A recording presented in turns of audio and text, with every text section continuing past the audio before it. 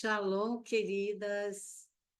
Eu sou Geni, missionária Geni, do Rio de Janeiro. Sou ovelha da pastora Fabiana e do pastor Rony também. Também faço parte do time do Tropa. E aqui do meu lado, hoje, nós temos uma convidada muito especial. Minha prima se chama Marlene e ela também já conhece o Senhor há 22 anos. Foi minha primeira filha na fé. Olha que coisa linda, olha que honra. Muita honra. E aí ela vai estar, tomara, né, sempre com a gente. Agora está morando mais perto. O Senhor a trouxe para mais perto, para passar um tempo aí juntas, né, de comunhão. Amém? Tem um título a nossa ministração: Sentado à mesa. Sentado à mesa. E, mais uma vez, o Senhor, eu preparei uma outra palavra, vai ser usada depois, que o Senhor já vinha ministrando em mim, muito boa, sobre o falar, de como nós podemos escrever a nossa história, através das nossas palavras, enfim. Mas aí, hoje, o Senhor já mudou tudo, né? Então, ele já foi ministrando outra coisa em mim, foi ministrando, ministrando, e como ele está cuidando de mim nesse jeito de romper, de não ficar escrevendo muito, e vem um peso, às vezes. Então, da outra vez foi assim. Então, ficou bem suave, fica sem peso, fica um fluir do Espírito Santo. Lógico que eu me preparei, eu não estou falando isso, de chegar aqui e falando, não. Há uma preparação e a gente precisa romper nisso também, né? Porque eu tenho um chamado para ensinar, de mestre também. E aí, isso para mim é muito forte. Deu e pegando, aprendendo e anotando e anotando. Então, aí, bem-vinda, Marlene, estão te dando boas-vindas. Aí, então, está sendo diferente para mim, muito bom. Então, sentado à mesa. Muitas das vezes, irmãs, nós estamos assentados à mesa, mas não desfrutamos de tudo que a mesa nos proporciona. E eu quero fazer uma pergunta, já que a nossa pastora gosta de fazer perguntas, lá vou eu. Você fica esperando as coisas ficarem bem para você se sentar à mesa da comunhão com o Senhor, com os irmãos? Você fica esperando o momento certo? Será que tem um momento certo? Eu não vejo a Bíblia falar isso, não. O que eu vejo a Bíblia falar, Salmo 23, versículo 4, eu acho, que ele prepara uma mesa para nós diante dos nossos inimigos. E eu entendo que eles veem isso e eles saem correndo, porque eles não suportam ver a comunhão da igreja com Deus e a comunhão com os irmãos, porque como é agradável a comunhão dos irmãos, né? Como óleo, Deus se agrada muito. É como óleo que desce pela cabeça de Arão e vai descendo pela barba, pelas vestes, fala de sacerdócio, fala dos nossos líderes, e ali na orla da veste o Senhor ordena a bênção. Por que a orla das vestes? Tudo tem uma chave, tudo tem um princípio. Aquela mulher do fluxo de sangue, ela teve a história dela mudada, porque ela dizia para si mesma: se eu apenas tocar na orla das suas vestes, eu serei curada. Ela ministrou para ela mesma. E por quê? Porque a orla das vestes do sacerdote tem um cordão azul. Isso está em Números, o cordão azul. E ali aponta para a santidade. Toda vez que olhar para lá, para aquele cordão, para lembrar da santidade do Senhor. Olha que coisa linda. Então, ela não tocou de qualquer maneira, ela teve um propósito. E ali o Senhor ordena a bênção. Nesse lugar de santidade, onde nós reconhecemos que Ele é santo, e por causa dele, da santidade dele, nós somos santas, porque quando nós conhecemos o Yeshua, nós nos conhecemos também. Quando nós conhecemos ele, nós passamos a nos conhecer, a nossa identidade. Encontramos a nossa identidade nele. Aqui só está uma introdução, irmãs, porque a palavra vem agora, ó, começando. Provérbios 23, 7. Porque como imagina em sua alma, assim ele é. Assim como nós nos imaginamos, na nossa alma, fala das mentes, emoções, assim nós somos, aos nossos olhos e muitas vezes nos olhos dos outros. E houve um homem, gente, esse homem, como eu gosto de estudar sobre ele, ele foi um príncipe, ele era neto de Saul, filho de Jonatas. Só que por causa de um trauma que não era culpa dele, e também não era culpa da pessoa que cuidava dele, a ama dele, não era culpa, muito pelo contrário, ela foi proteger ele de um assassinato, porque vocês sabem que tempos de guerra assim, né? Eles querem vão logo, e Deus já tinha decretado que Saul ia morrer, não é? E Jonatas também. Porque, irmãs, Jonatas, ele foi, abrindo parênteses, ele foi o mentor de Davi. Deus trouxe um mentor para Davi aprender a se comportar dentro do reino. E vamos pensar, Jonatas fez isso porque Deus trouxe uma aliança entre os dois, assim como Noemi e Ruth, né? Josué, Moisés, tantos outros na Bíblia. O Senhor trouxe Jonatas. A gente pode pedir, irmãs. Ele vai trazer. Ele vai trazer um Jonathan para a gente. Também a gente vai ser Jonathan para alguém. Porque nunca é só um lado. Nunca vai ser só um lado. Assim como Ruth foi para Noemi, Noemi foi para Ruth. Então, vai ser para Rutes, né? Então, serão tempos, propósitos do Senhor. Então, ali, Jonatas, ele ensinou tudo, como se comportar. Ele era ele só trabalhava com ovelhas, ele era um pastor. E tem protocolos no reino. E por que o Jonatas fez isso, sabendo que ia morrer? Jonatas sabia que ia morrer. Por quê? O reinado, o principado, era para Jonatas, o filho mais velho. Olha que coisa mais linda. E mesmo assim, apontando para Yeshua, ele entregou tudo. Ele fez sem medo de perder o cargo dele. Ele entregou tudo. É muito lindo isso. E que o Senhor tire realmente esse medo de nós, de não nos darmos por completo, por medo de perder um cargo, uma função, uma situação. É no trabalho, é na igreja. Queremos segurar aquilo muito. E sabemos que isso não é de Deus, não. Então, nós vamos falar de Mefibosete primeiro. Nesse tempo de guerra, quando Saul morreu, foi morto, né? Escolhas erradas que ele fez, perdeu o reinado, e ali a ama dele, para proteger, quando foi pegar ele e sair correndo, ele acabou caindo, ele tinha 5 anos, acabou caindo dos braços dela e quebrou as 2 pernas, então ele ficou manco dos 2 pés. E ele foi parar num lugar chamado Lodebar. Lodebar significa sem pasto, não tem pasto. Lodebar significa não tem pasto, sem pasto. E é um lugar de infertilidade. Ele não podia ser fértil nesse ambiente onde ele foi parar. Ele foi criado lá. Até que um dia, e Mefibosete significa também o nome exterminador do ídolo. No princípio, ele era chamado Merib Baal. Baal significa senhor. Senhor é diabo. É o Senhor, um Deus cananeu e fenício, um Deus da fertilidade.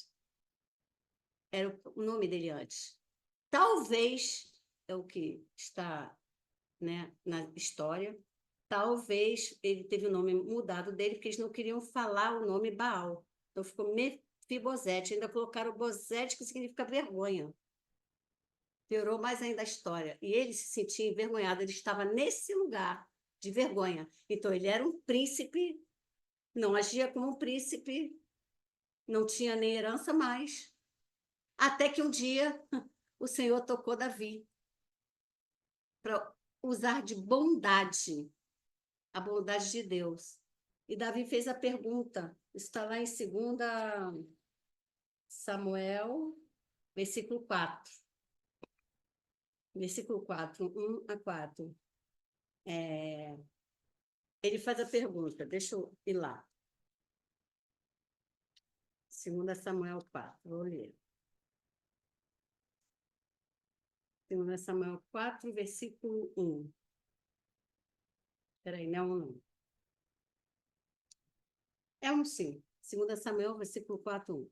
Ouvindo, pois, o filho de Saul, que Abner morrera... Não, gente, não é esse não. Desculpa, espera aí. É no 4. Começa no 4. 2 Samuel 4, 4. E Jonatas, filho de Saul, tinha um filho aleijado de ambos os pés. Era da idade de 5 anos quando as novas de Saul e Jonatas vieram de Israel, as notícias, né, sobre Saul. E a sua ama o tomou e fugiu. E sucedeu que, apressando-se ela a fugir, ele caiu e ficou coxo. E o seu nome era Mefibosete. E agora vamos ali para a bondade. Capítulo 9, 2 Samuel 9, versículo 1. E disse Davi: há ainda alguém que ficasse da casa de aliança com Jonatas? E havia um servo na casa de Saul, cujo nome era Ziba, e o chamaram para que viesse a Davi. E ele disse ao rei, o rei, és tu Ziba? E ele disse, servo teu. E disse o rei, não há ainda algum da casa de Saul para que use com ele de beneficência de Deus, de benevolência? Então disse Ziba ao rei, ainda há um filho de Jonatas, aleijado de ambos os pés. E disse-lhe o rei, onde está? E disse Ziba ao rei, eis que está na casa de Maquir, filho de Amiel, em Lodebar. Nem estava na casa dele. Então mandou o rei Davi, e tomou da casa de Maquir, filho de Amiel, de Lodebar. E vindo Mefibosete, o filho de Jonatas, filho de Saul, a Davi, se prostrou com o rosto por terra e se inclinou. E disse Davi, Mefibosete! Mefibosete! A alegria de Jonatas. E ele disse, eis aqui o teu servo. E disse Davi, não tenha medo, ele deve ficar, não tenha medo. Ele diante do rei, um paralítico, sentar-se à mesa do rei, naqueles tempos, não entrava paralítico. Era nobre, tinha que ser nobre. Era nobreza, tinha que ser perfeito. Tanto é que você vai ver que Nabucodonosor, ele escolheu jovens perfeitos, os mais importantes, para aprender lá. Os outros ele botou para correr. Ele olhava dente, olhava tudo, via linhagem. Não era qualquer um que ele pegava. Então, ele fala, aí ele disse, eis aqui o teu servo, e disse-lhe Davi, não temas, porque de certo usarei contigo de benevolência, de bondade, por amor de Jonatas, teu pai, e te restituirei todas as terras de Saul, teu pai, e tu de contínuo comerás pão à minha mesa. Uau! Você vai comer pão na minha mesa. Então ele se inclinou e disse, olha como ele se via. Quem é o teu servo para que tu teres olhado para um cão morto como eu? Se olhar como um cão já era ruim. Um cão morto, ei, meu Deus. Ai, Jesus, nos livra dessa imagem. Um cão morto. Gente, cão morto. Que o Espírito Santo traz essa imagem e essa revelação para cada uma de nós aqui. Meu Deus, é muito forte. Muito forte. Então chamou Davi a Ziba, moço de Saul, e disse-lhe, tudo o que pertencia a Saul e toda a sua casa tenho dado ao filho do teu senhor. Eu tenho dado para ele. Ele agora é teu senhor.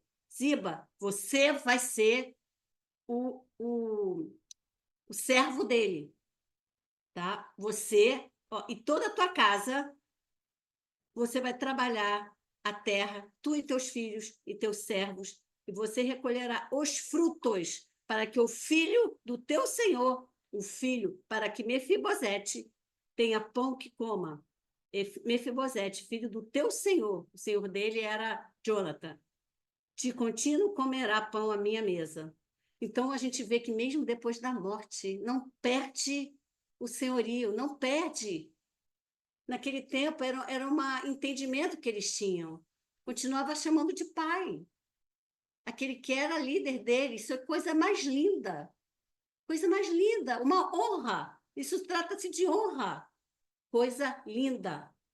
Que o Senhor nos faça assim, nesses dias de hoje, nesses tempos. Comerá pão à minha mesa. E tinha Ziba 15 filhos e 20 servos. Então ele passou a ter terras. Olha só, de um dia para o outro. Ele passou a ter terras, a herança dele restituída, alguém para poder trabalhar a terra, porque terra sem alguém para trabalhar não serve para nada. Alguém para trabalhar, 15 filhos do Ziba e ainda os servos. Aí vocês acham que Ziba se conformou com aquilo?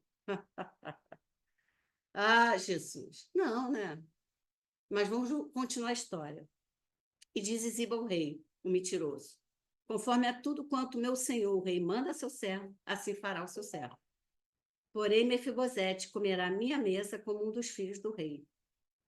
E tinha Mefibosete um filho pequeno, não importa.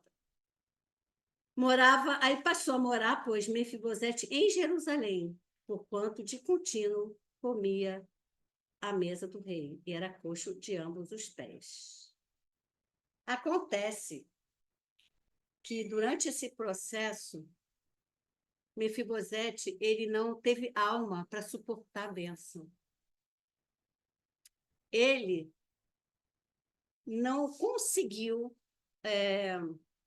se livrar daquele lugar de rejeição, daquele lugar de vergonha que ele vivia, daquele lugar de medo e o lugar de traumas, machucaduras, nem à mesa do rei. Sabe por quê? Porque os nobres olhavam para ele assim. Ele não suportava os olhares de acusação, de vergonha, de rejeição, principalmente. Ainda que a mesa coloca todo mundo do mesmo nível. Porque ninguém podia olhar para os pés dele, para as pernas dele. Mas ele não conseguiu, gente.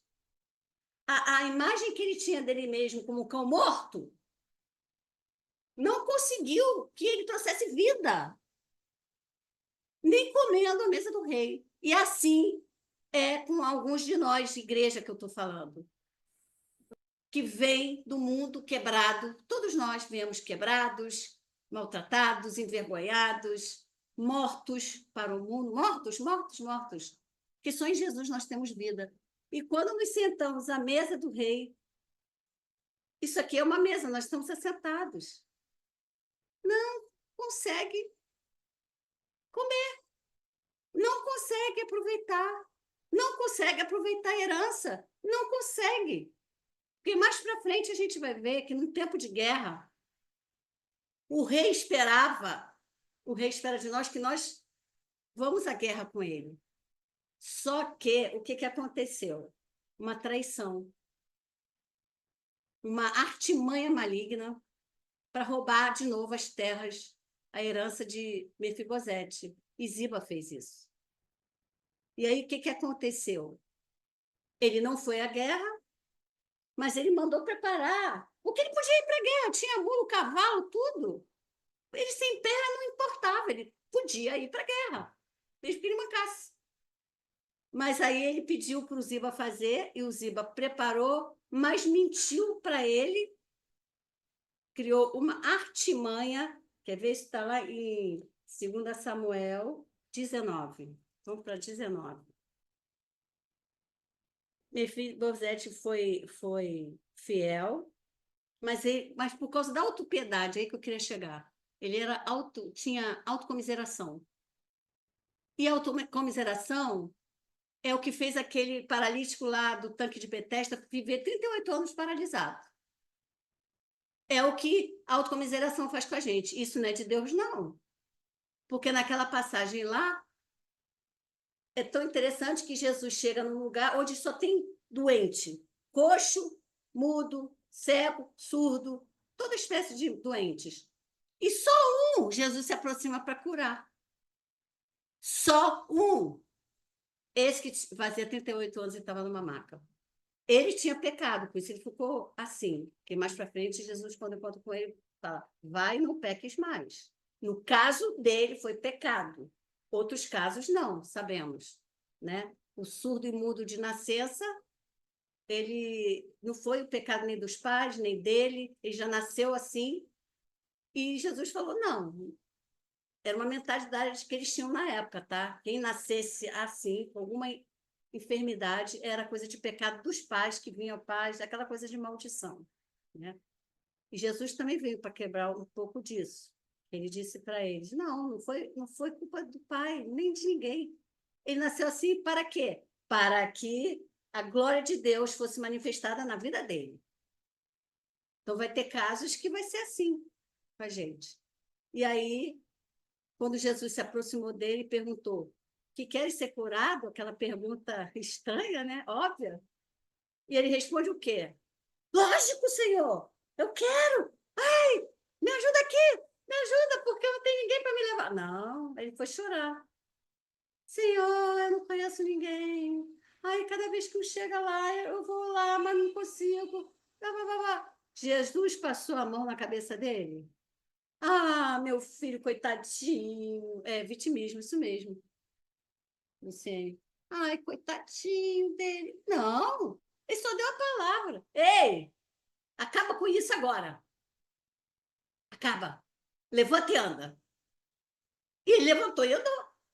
E ainda carregou a maca. Nem podia, porque era sábado. Mas ele obedeceu. E nem conheceu Jesus, porque a confusão começou a vir, o povo lá, com aquela coisa, aquela. Imagina a cena. E Jesus saiu de fininho.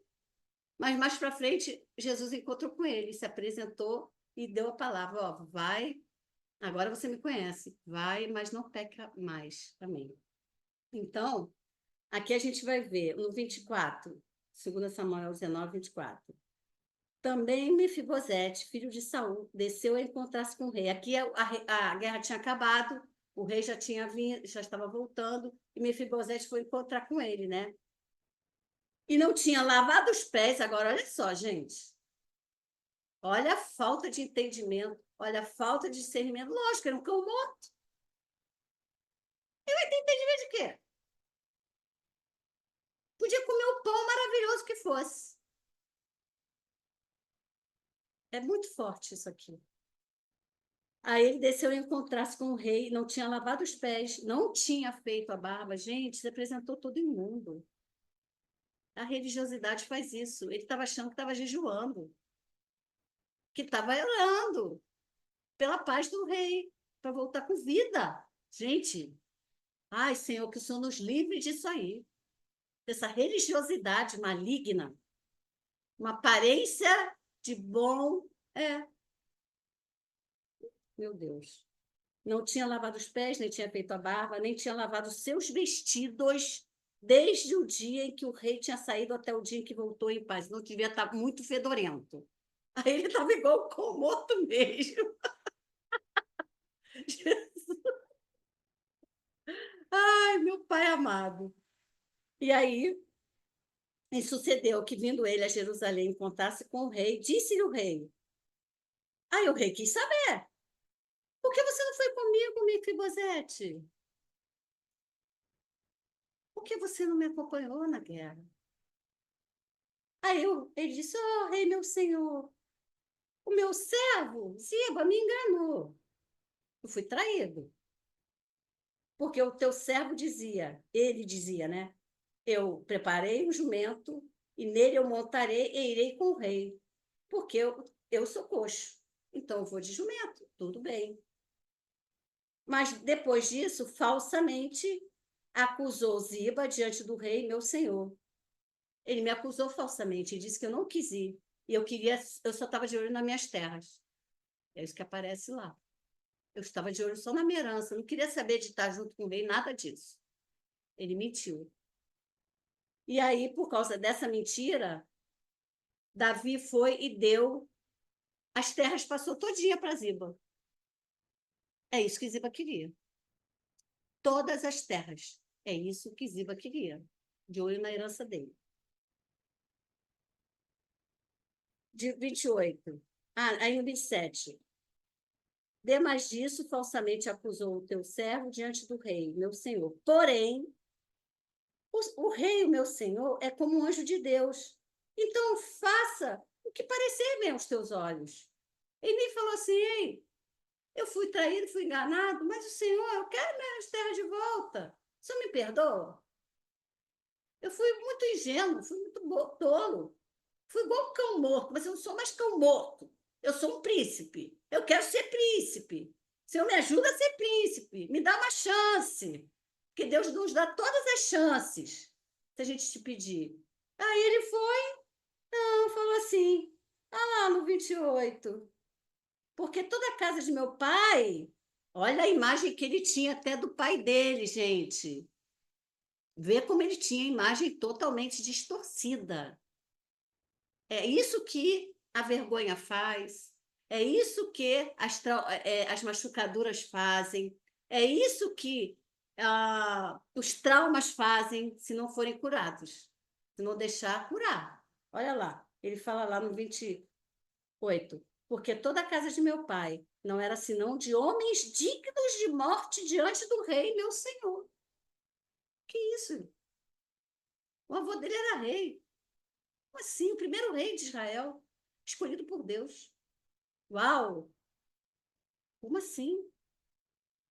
E contudo puseste a teu servo entre os que comem à tua mesa. E que mais direito tenho eu de clamar ao rei? Tem direito a nada. O que eu vou clamar? Sou um cão morto. Toda hora ele fica com essa imagem. Toda hora ele fica com a imagem. Esse é Ziba, só queria saber das coisas da herança. Ziba, só queria saber das coisas da herança. E aí, disse-lhe o rei. Aí o rei ficou irritado. Por que você ainda fala dos teus negócios comigo? Você não é príncipe? Você é o príncipe, você não é o Ziba, o príncipe? Por que você ainda está falando isso? Ei, vai tomar um banho? Vai se preparar? Vai ficar direito, igual um príncipe se veste? Vai, vai se preparar, se lavar, tirar esse cheiro de cão morto. Eu não quero mais esse cheiro de cão morto. Estou parafraseando. Eu já disse. Aí ele mudou o decreto, novamente, por causa dessa palavra da traição. O rei fez o quê? Olha, então eu vou voltar para o princípio. As terras estão divididas. A herança é sua, mas quem cuida da terra é Ziba. Pronto, acabou. Pronto, está feito. Mas aí, o que Mefibosete disse? Olha, gente, no 30 eu fico impactada com isso aqui. Eu fico até enraivecida. Eu posso sentir raiva, eu fico indignada. Mefibosete diz assim, ele não queria tirar aquela imagem de cão morto, ele não queria, simples assim, gente. É uma escolha. E Deus não pôde fazer nada por ele, tá? Não pôde. Ele chegou e falou, toma ele também tudo, pois já veio o rei meu senhor em paz à sua casa, a religiosidade, olha só. O rei está em paz? O rei está com saúde? Eu jejuei, eu fiquei com cheiro de cão morto? Esses tempo todo, que foi um bom tempo. Então, não preciso voltar a ser príncipe, não. Já está bom para mim. Já está bom para mim. E aí aconteceu que ele voltou para lá, para Lodebar, para um lugar infrutífero. Ele já estava no reino e tinha tudo para frutificar. Olha só, a gente trabalhando para ele. E eu quero dizer que Deus sempre, isso tudo aconteceu. A expectativa do rei Davi era que Mefibosete fosse à guerra com ele, né? E verdade é que Siba fez uma artimanha maligna para tomar tudo. Ele estava de olho na herança de Mefibosete. Infelizmente, ele caiu nessa armadilha. E por causa das fortalezas da mente, anos e anos de crenças, pensamentos errados, doutrinas que nos dizem que não vamos conseguir, não vai adiantar nada, nós não vamos conseguir. Deus te deu um sonho, é muito grande para você, mas não é impossível. Não é impossível. Porque ele diz que não é, tudo é possível aquele que crê. E ele disse, e você pode tudo o que ele já projetou para você ser e para você fazer. Porque ele disse, eu tudo posso naquele que me fortalece. É verdade, e nós mesmos não conseguimos nada. Isso é verdade. Agora, nele, nós podemos tudo. Quando a gente pensa que não pode, que fica coxa, que se permite ficar coxa, irmãs, e também a pessoa manca tem a ver com realmente a mentalidade, pensamento dobrado. Isso está lá em Tiago, o homem de mente doble, tá? Mente dividida, duas mentes, ele não consegue nada. Não consegue nada. Ele é como aquele homem que olha para o espelho, viu a imagem, quando ele saiu, acabou tudo, esfumaçou. Não vai avante. E Reis lá, quando Elias vai restaurar o altar que estava fendido, e que ele pega aquelas 12 pedras das tribos, e era o tempo que precisava vir a chuva, porque veio um juízo sobre o pecado de toda uma nação. Deus mandou um juízo, ficou 3 anos e meio sem chuva, e quando vinha, para vir a chuva, para a bênção voltar, foi preciso restaurar o altar fendido. E houve uma guerra por conta disso. E aí Elias foi, elevou, é isso mesmo, acariciando as feridas. É isso mesmo, lambendo, Deus me livre. É isso mesmo. Obrigada, Josi. Impede de entrar nesse lugar. É isso mesmo. E aí ele pegou 12 pedras lavradas, uma para cada tribo, reconstruiu o altar, e ali ele fez um sacrifício. E ali ele chama o povo. Isso, obrigada, Dai. Ele chama o povo. O que, que ele fala? Ei, vem para cá. Por que, que vocês estão com dois pensamentos? Cocheando. Cocheando, a palavra é essa, cocheando. Então não anda rápido. Não tem como. Vai ficar cocheando. E muitas vezes fica cansadão logo, porque cochear cansa o peso do corpo. E para chegar ao lugar, se a Bíblia fala que se a gente esperar no Senhor, ele compara a gente como as asas de uma águia, como águia, que a gente vai voar, a gente voa. Daqui a pouco a gente corre e não se cansa. Outro momento a gente vai andar e não vai desmaiar. Não vai, não vai. Então, mas aqui a gente vê que tudo começa no nível mental. Tudo começa no nível mental. Então ele fala, por que vocês estão cocheando entre dois pensamentos? Se Baal é Deus, é o seu Senhor, então vai servir. Continua. Agora, se Deus é Deus, você vai servir a Deus? Você escolhe. E é tão simples, né? A gente escolher que ele faz o resto todo. Se a gente diz sim, como Maria disse, cumpra-se em mim a tua palavra, ele vai fazer o resto todo. E vai dando as instruções para a gente continuar.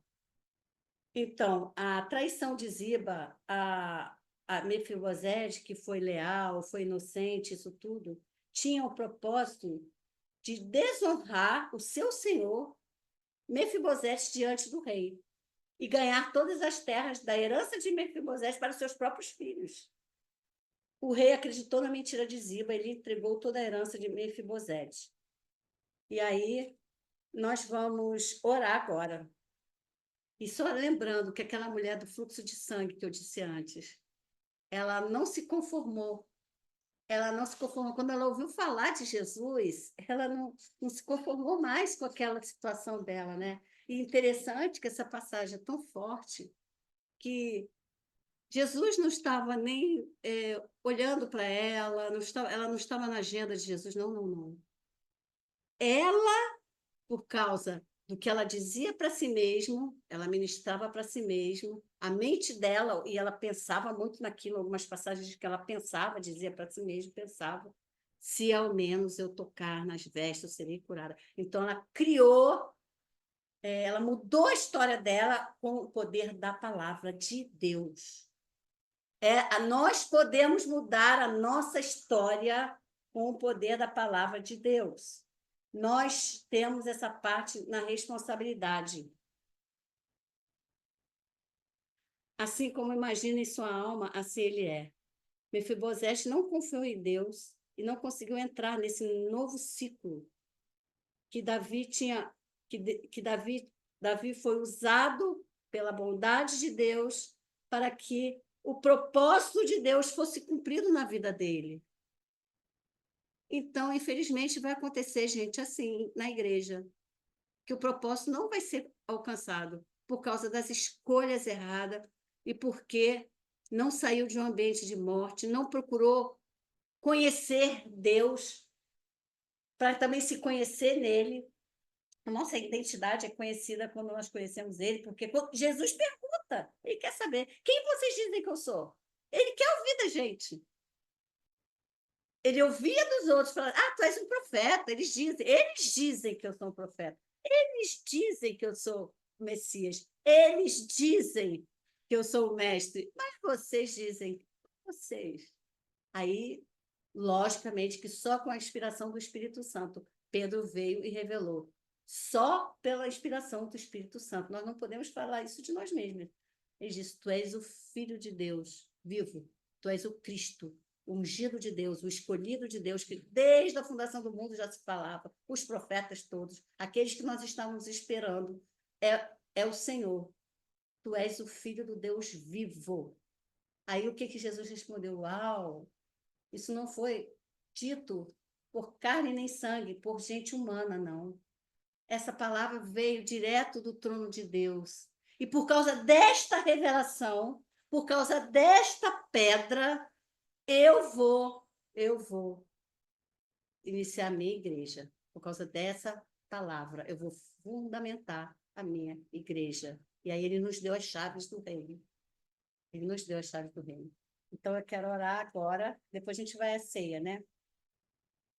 Pai, em nome de Jesus, eu quero te agradecer por essa palavra tremenda, Senhor Deus. Uma palavra que nos chama para nos posicionarmos, para não termos medo de deixarmos o Senhor olhar nossas feridas, porque muitas das vezes precisa sim o Senhor vir, ele diz lá, em Osés, ele mesmo abre a ferida, mas ele fecha. Então, às vezes, está um carnagão tão grande que precisa espremer aquilo lá, tomar bezetacil, antibiótico, coisa pesada, para ficar curado. Nos dá essa coragem, Senhor, dá coragem para a igreja, para que possa, a cada dia, Senhor, ser curada nas emoções, ser curada na alma, ser curada no espírito. Pai, em nome de Jesus, nos ajuda, Senhor, nos arrependemos. Pai, queremos nos arrepender quando falamos palavras ociosas, inúteis, porque também está escrito, Jesus disse que pelas suas palavras você será justificado, tornado justo, ok com Deus, sem pecado, sem acusação. Mas também pelas suas palavras você é condenado, somos condenados. Aqui é um tribunal. Então, Senhor, nos ajuda a, mesmo brincando, que não falemos palavras inúteis para não ser condenado, Senhor, não entrar neste lugar de condenação, Pai. Então, nos ajuda, porque é muito sério. Naquele dia do tribunal branco, do trono branco, no dia do juízo, do julgamento, todos serão julgados. O Senhor vai abrir os livros e vai apresentar as obras de cada um. E nós queremos e sabemos que a nossa língua é responsável por mudar a nossa história. Então, Senhor, em nome de Jesus, se alguns que ainda estão com algum tipo de trauma que fez com que alguma queda durante a caminhada, feito por algum líder ou por algum irmão, porque dentro da igreja a gente vê isso. Aqui é tudo dentro da igreja. Então, Senhor, que o Senhor venha trazer a cura, que o Senhor venha trazer a identidade de filho, que o Senhor venha revelar a identidade de príncipe, Pai, em nome de Jesus Cristo. Lá em Apocalipse ele diz que eis que estou à porta e bato. Se ele abrir a porta, se ele abrir a porta, ele aceitar, abrir a porta, eu entrarei e cearei com ele. Esta palavra não é para os de fora, não é não. Essas palavras é para os de dentro. Porque essa palavra revela que tem muitos que estão do lado de fora, que Jesus está do lado de fora. Então, Senhor, nos perdoa e nos ajuda, Senhor, a sempre colocar o Senhor para dentro daqueles lugares mais escuros do nosso ser, sem vergonha, sem medo, porque Jó, ele passou tudo que ele passou. Ele era um homem íntegro, ele era justo, mas porque ele tinha medo. E ele fala: o que eu mais temia me alcançou. Então, Senhor, tira de nós todo medo, Senhor, de sermos curados, de sermos expostos, em nome de Jesus. A palavra também diz que Ele nos dá dupla honra, no lugar da vergonha, aleluia! No lugar da vergonha, o Senhor traz dupla honra, porção dobrada de honra, Senhor. O Senhor levanta muitas aqui esta tarde, honradas em casa, honradas pelos maridos, honrada pelos filhos, honrada pelo trabalho, honrada pela igreja, pelos vizinhos. Eu quero declarar dupla honra em nome de Jesus. Lugar cinzas, onde havia cinzas, Pai, que o Senhor traga óleo de alegria, ao invés de cinzas, vestes de louvor, ao invés de um espírito angustiado, vestes de louvor, ao invés de espírito angustiado. Aleluia. Pai, muito obrigada por essa palavra. E daqui a pouco a gente já vai para a ceia, a gente já está à mesa, a gente vai. O cálice, o pão, pode pegar o seu cálice e o seu pão. Vamos apresentar ele, consagrando a Ti, Senhor, esse pão que é a carne de Jesus. Ele disse: se vocês não, quem não comer da minha carne, não terá parte comigo. Nossa pastora gosta muito dessa passagem, eu também. Não temos parte contigo, porque esta é a carne que foi rasgada. O véu do templo se rasgou de alto a baixo. O véu ali era a carne de Jesus rasgando de alto a baixo. O que separava o homem de Deus foi rasgado. O muro de separação foi quebrado. Agora nós podemos nos achegar, por isso nós estamos aqui diante dele. Meu Deus, coisa mais linda.